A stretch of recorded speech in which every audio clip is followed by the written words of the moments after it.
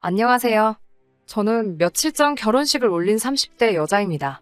시아버지가 특이하신 분인 건 알고 있었지만 이렇게 저를 놀라게 하실 줄은 상상도 못했습니다. 여전히 어이가 없고 황당할 뿐입니다. 저희 친정아버지는 현재 고주파 공장을 운영하고 계십니다. 쉽게 말하자면 PVC 고주파 비닐 용착 제조를 전문으로 하시는 고주파 공장이고요. 제가 초등학생일 때부터 해오셨기 때문에 이제 20년이 넘었고 이제는 자체적으로 제품을 생산하기도 하고 대기업의 수주를 받는 일도 있을 만큼 안정적인 상태입니다. 하지만 아버지는 제가 이 일을 물려받기를 원하지 않으셨습니다. 여자가 하기에는 너무 고된다는 이유에서였죠. 사실 저도 아버지가 얼마나 고생하시면서 여기까지 오셨는지 알았기에 차마 엄두가 나지 않았고요. 그런 이유로 저는 대학교를 졸업한 뒤 중소기업 회계팀에 취업을 했습니다. 그리고 그곳에서 지금의 남편을 만나게 되었네요. 남편은 당시 저와 같은 팀에 입사한 동기였어요. 사실 남편과 처음부터 사랑에 빠진 건 아니었습니다.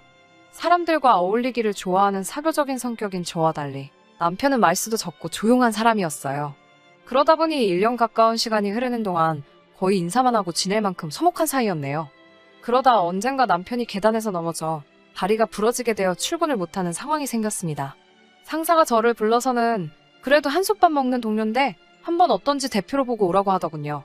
그날 퇴근 후 근처 편의점과 반찬 가게에서 이것저것 몇 개 사들고 남편의 집에 갔습니다. 사실 이런저런 이유를 떠나 혼자 사는 남자 집에는 처음 간 거라 어색하기도 하고 긴장도 되더라고요. 나중에 알게 된 일이지만 남편도 혼자 사는 집에 여자가 온 건 처음이어서 몹시 쑥스러웠다고 해요. 아무튼 집에 들어가자 남자 혼자 살아서 그런가 집이 엉망이더라고요. 아무래도 다리가 불편하니 그런 것 같아서 대충 쓸고 닦고 치워줬어요.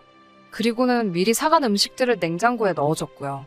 그렇게 한 3, 40분 정도 있다가 얼른 나왔어요. 그리고 얼마 뒤 회사에 복귀한 이후로 남편이 저를 대하는 태도가 달라졌더라고요. 말수도 없고 조용한 사람이 저한테 자꾸 말을 걸고 주말에 만나자고 하고 그렇게 남편과 얼떨결에 연애를 하게 된 거죠. 남편과의 연애는 잔잔한 호수 같았어요. 남편은 감정에 동요하는 타입이 아니라서 싸울 일도 크게 기뻐할 일도 없었거든요. 그런데 그 이후로 연애를 시작하고 반년 정도 지났을 무렵 알게 되었습니다. 남편이 하루는 저에게 자기의 과거를 고백하고 싶다고 하더라고요. 남편은 어린 시절 부모님의 이혼으로 어머니를 잃고 그 후로는 시아버님과 둘이서 살았다고 해요. 하지만 시아버님은 남편에게는 영 관심이 없으셨고 늘 바쁘신 분이었기에 사실상 키워주신 건 시할머니셨다고 하더라고요. 대학도 시할머니께서 보내주셨고요. 하지만 남편이 대학을 졸업하던 해 시할머니는 돌아가셨대요. 그런 이야기를 듣고 나니 가끔씩 모든 걸 초월한 듯한 남편의 태도가 이해가 되더라고요. 그리고는 남편은 이런 부족한 자신과 결혼해줄 수 있겠냐고 물었고 저는 한치의 망설임도 없이 그러겠다고 했어요. 남편에게 하루빨리 완전한 가정을 만들어주고 싶은 생각이 들었거든요. 그런데 지금 생각해보면 제가 경솔했던 건 아닌가 후회가 됩니다. 연애 시절부터 친정부모님은 남편을 참 마음에 들어 하셨어요. 다만 무슨 일 때문에 시부모님께서 이혼을 하게 된 건지는 늘 궁금해 하시더라고요. 저도 그 점이 늘 궁금하기는 했지만 그래도 남편이 먼저 말해주기 전에 묻는 건 그 사람의 상처를 후벼 파는 일이 될 것 같아서 차마 묻지 못했습니다. 돌이켜보면 그래도 물어봤어야 했던 것 같네요. 결혼 이야기가 나오기 시작한 이후로 저는 자연스레 남편의 집에 들리는 일이 많아졌어요. 그러다 하루는 굉장히 어색하고 불편한 상황을 마주하게 되었습니다. 제가 남편 현관 비밀번호를 알기는 하지만 그래도 평소 같으면 미리 남편에게 연락을 하고 가는 편입니다. 하지만 그날은 제가 핸드폰을 집에 두고 나와서 연락을 할 수가 없었어요. 손에는 친정 어머니가 싸주신 국이랑 반찬이 있었고요. 얼른 냉장고에 넣어만 두고 가려고 현관 비밀번호를 누르고 들어갔는데 거기에 시아버지가 계셨어요. 제가 현관을 열자 집안에 계시던 시아버지가 누구냐며 저를 위아래로 훑어보시더라고요. 저 역시 그때만 해도 시아버지를 직접 뵌 적이 없어서 순간 당황했고요. 그때 방에서 나오던 남편이 저를 보고는 한숨을 한 번 내쉬고는 들어오라고 하더군요. 그렇게 얼떨결에 거실에 모여 앉았습니다. 시아버지는 저를 노골적으로 훑어보시더라고요. 그러더니 남편을 이상한 눈빛으로 쳐다보시며 남자라고 집에 여자도 드나들고 우리 아들 대단하다며 엄지손가락을 치켜드시더군요. 그런 시아버님을 남편은 매섭게 노려보며 말 조심하시라고 쏴붙이곤 저를 배웅해주러 나왔습니다. 제가 남편에게 혼자 사는 거 아니었어? 라고 묻자 남편은 며칠 전부터 갈 데가 없다며 저렇게 와서 버티고 나가지도 않는다며 미치겠다고 하더라고요. 그러면서 결혼 전에는 내보낼 거니까 신경 쓰지 말라고요. 남편의 말을 저는 별 의심 없이 믿었습니다. 그런데 지금 생각해보니 제가 순진하고 어리석었어요. 결혼 준비는 크게 어려움 없이 진행되었습니다. 시아버지는 계속 남편 집에 계셨지만 전세 계약이 곧 끝나는 걸 알고 있었기에 크게 신경 쓰지는 않았습니다. 그리고 불행인지 다행인지 시아버님은 결혼이 어떻게 진행이 되는가에 대해선 의견도 없으셨고 관심도 없으셨고요. 주변 사람들이 저에게 너는 시어머니가 없어서 크게 어려울 건 없을 거라더니 정말 그렇네라고 생각도 들더라고요. 그러던 어느 날 시아버님이 저에게 전화를 하셨더라고요. 내용은 결혼식 날 시어머님 자리도 비었는데 초라하게 보이기 싫다는 말씀이셨어요. 며느리로서 미리 그런 마음을 헤아려드리지 못해서 굉장히 죄송스러웠어요. 저는 어떻게 해드리면 좋겠냐고 조심스레 물었고 그러자 아버님은 일단 폼나게 멋을 내고 싶다고 하시더군요. 그래서 그 주 주말에 남편과 시아버님을 모시고 강남에 있는 유명한 정장 가게에 가서 시아버님 정장도 맞춰드리고 신고 싶으시다는 백구두도 한 켤레 싸드렸어요. 사실 이때까지만 해도 시아버님이 귀엽게 느껴질 정도였죠. 그런데 이건 정말 시작에 불과했습니다. 그건 바로 시아버지의 이어지는 요구 때문이었어요. 시아버지는 저에게 너희 부모님은 둘이서 앉는데 자기는 혼자 앉는 게 싫다면서 자기도 여자친구를 데려오겠다고 하시더라고요. 저는 예상치 못한 시아버지의 발언에 깜짝 놀랐습니다. 그런데 남편은 이미 알고 있었던 것처럼 깊게 한숨을 내쉬고는 마음대로 하시라고 하더라고요. 제가 남편에게 왜 마음대로 하시라고 하냐고 아무리 그래도 그렇지 결혼식에 가족도 아닌 사람이 앉는 건 아닌 것 같다고 말했죠. 그러자 남편은 어차피 고집불통인 사람이라 안 된다고 하면 무슨 깽판을 칠지 모른다며 그냥 하겠다는 대로 냅두라고 하는 거예요. 그래서 제가 아니 우리 부모님 체면도 있는데 어떻게 그러냐고 했더니 그러니까 저더러 저희 친정부모님께도 잘 말씀드리라고 하더라고요. 별일 아니라는 듯이 말하는 남편의 태도에 처음으로 크게 실망을 했어요. 하지만 그때만 해도 어떻게든 남편을 이해하려고 했죠. 어쨌든 남편에게는 싫으나 좋으나 하나뿐인 아버지니까 안 된다고 말하기는 어려운가 보다. 이렇게 생각을 하고 이해해보려고 했어요.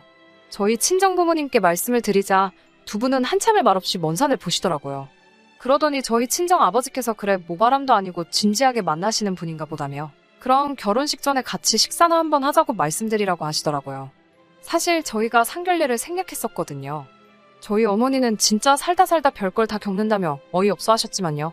시아버지께 친정부모님이 여자친구분을 모시고 같이 식사 한번 하자고 하신다고 말씀을 전달해드렸어요. 그러자 역시 사돈이라면서 좋아라 하시더군요. 그런 시아버지의 모습을 보니 저도 기쁘기도 했어요. 그런데 정말 여기서 또 한번 제가 기절할 뻔한 일이 생겼습니다. 저희 시아버지가 올해로 59세이시니까 저는 여자친구분도 아무리 어려도 50대이실 거라고 생각했거든요. 그런데 시아버지 여자친구분이 저보다 어린 32살이었어요. 무려 27살 차이였죠. 저는 시아버지의 고백에 당황스러움을 감출 수가 없었습니다. 저는 당연히 여자친구분이라고 하셔서 연세가 비슷한 분이실 줄 알았다고 돌려서 말씀드렸죠. 그러자 시아버지가 다 늙어 빠진 여자랑 무슨 연애를 하냐면서 오히려 제가 한심하다는 듯 혀를 차시더라고요. 제가 남편에게 이건 아닌 것 같다고 어떻게 나보다 어린 여자가 혼주석에 앉아있게 하냐고 시아버지 좀 막아달라고 말을 했어요. 그러자 남편이 이미 장인어른도 다 허락하셨는데 왜 유난이냐면서 오히려 저한테 그냥 이렇게 된 거 이해하고 넘어가라고 하더라고요. 그러면서 그동안에도 여자친구는 끊임없이 있었다며 그래도 이번에는 진지한가 보네라며 별거 아니라는 듯 넘어가려고 하더라고요. 결국 식사하기로 한 날이 될 때까지 친정부모님께는 사실대로 말씀을 못 드렸어요. 식당에 6명이 모두 모이고서야 저희 부모님이 눈치를 채셨죠. 저보다도 어린 여자가 맞은편에서 시아버지한테 팔짱을 끼고 자기거리는데 정말 이상해 보였어요. 호칭도 뭐라고 해야 할지 모르겠더라고요. 눈도 못 마주치겠고 밥은 겨우 꾸역꾸역 밀어넣다시피 먹고 서둘러 일어났습니다. 저희 부모님도 할 말을 잃으신 눈치셨고요.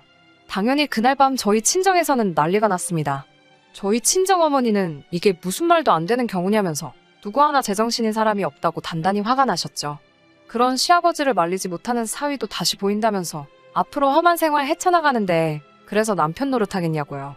하지만 그때만 해도 오히려 저는 친정어머니께 남편도 피해자라고 조금만 이해해달라고 말했습니다. 청첩장도 다 돌리고 결혼식이 코앞인 상황이었기 때문에 결혼을 미루는 건 솔직히 생각도 못했습니다. 솔직히 말하면 머릿속이 너무 복잡해서 이성적인 판단을 내리기가 어려웠어요. 그동안 남편이 보여준 모습들에 비하면 최근에 시아버지 일과 관련해서 보인 태도는 이해하기 어려웠지만요. 이번만 그런 걸 거라고 애써 생각했던 것 같아요.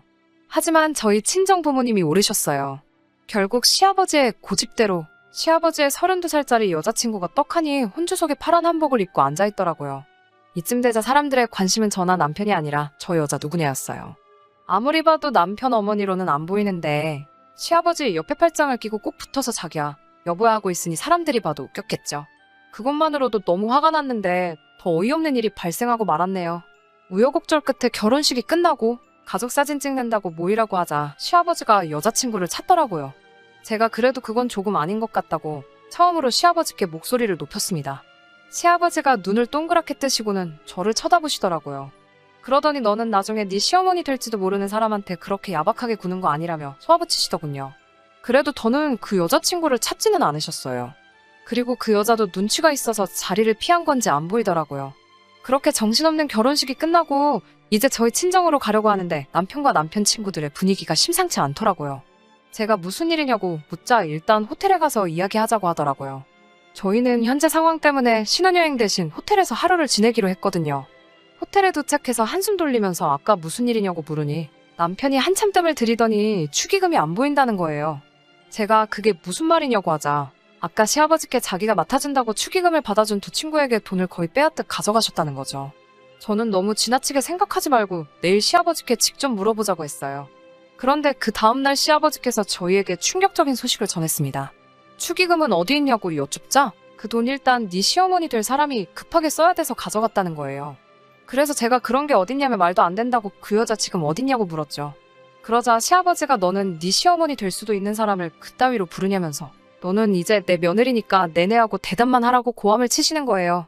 더 화가 나는 건 남편이 가만히 보고만 있더라고요. 제 편을 들거나 할 생각도 전혀 없이요. 사실 양가 어른들한테 도움 안 받고 결혼하기로 했지만 남편이 모아둔 돈도 없고 해서 저희 친정 쪽에서 집도 마련해 주시기로 했거든요. 그래서 제가 다른 건 몰라도 결혼식만큼은 남편이랑 저랑 반반씩 부담하자고 했는데 이렇게 나몰라라 하는 모습을 보니 황당하더라고요. 제가 결국 자리를 박차고 일어나면서 남편에게 축의금 찾아오지 않으면 신혼집에 들어올 생각 꿈도 꾸지 말라고 으름장을 놓고 나왔네요. 그리고 며칠 후 남편에게 전화가 왔어요. 축의금은 찾았냐고 하니 그게 문제냐면서 시아버지가 시금을 전폐하시고 알아 누웠다는 거예요. 그동안 시아버지는 그 여자한테 가니고 쓸개고 다 빼주듯 돈을 퍼주셨다고 하네요. 축의금도 그래서 준 건데 여자가 흔적도 없이 사라졌다는 거죠. 그러면서 시아버지는 집에서 내쫓아도 이제 정말 어디 갈 곳도 돈도 없다고 저더러 어쩌냐고 묻더라고요. 그래서 제가 나더러 뭘 어떡하라는 거냐고 묻자 일단 자기 전세집에서 시아버지가 계속 살게 하고 자기만 신혼집으로 들어오겠대요. 결혼식 비용도 어차피 우리 둘을 위한 거니까 그렇게 빌려준 돈 받아내듯 추궁하지 말라고 하더라고요. 그런 뻔뻔한 남편의 태도를 보니 그동안 제가 얼마나 사람을 잘못 본 건지 알겠더라고요. 감정에 동요가 없는 사람이 아니라 그냥 무신경하고 상대를 배려할 줄 모르는 사람이었더군요. 게다가 제 입장은 하나도 없고 오로지 편한 방법만 찾으려는 사고방식에 정말 진절머리가 나더라고요.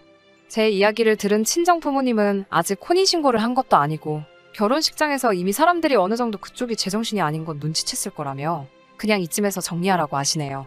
처음에는 그래도 사람들 보기 얼굴 팔리고 창피해서 아무 일도 없는 척 묻고 그냥 살아볼까도 생각했어요. 어쨌든 남편을 사랑한 건 사실이니까요. 하지만 친정 어머니가 너를 못 지켜주는 남자랑 어떻게 평생을 살겠냐며 저에게 남 신경 쓰지 말고 너를 위해주는 사람을 만나서 살라고 하시더라고요.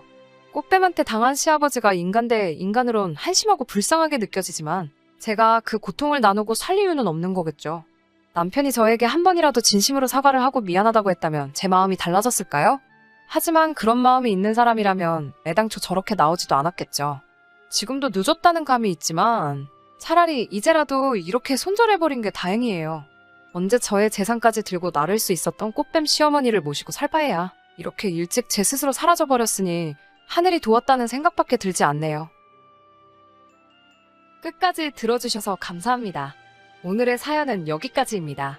구독과 좋아요, 알람 설정 부탁드리고 더 좋은 사연으로 다시 찾아뵙겠습니다. 감사합니다.